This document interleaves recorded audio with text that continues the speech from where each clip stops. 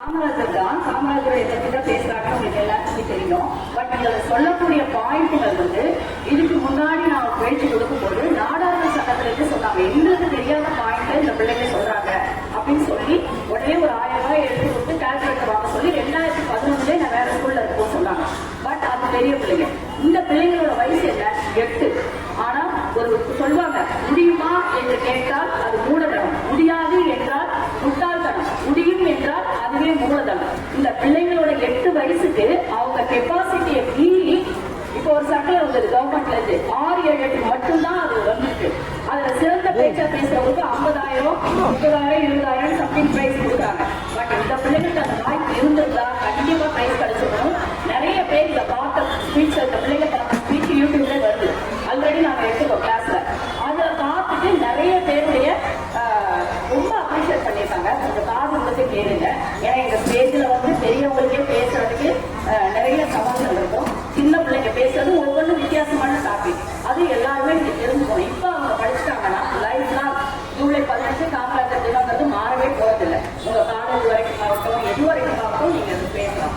Already எங்கிட்ட படிச்சுட்டு போன 2 பிள்ளைங்க ஏர்போர்ட்ல பேசும்போது அவங்க அதுக்காகவே ஒரு பசங்களுக்கு ஸ்பெஷல் அரேஞ்ச்மெண்ட் பண்ணி இங்க கொண்டாந்து விட்டாங்க. நாங்க போனது வேற விஷயத்துக்காக அங்க பேசும்போது சோ கொஞ்சம் அமைதியா இருக்கு. இப்போ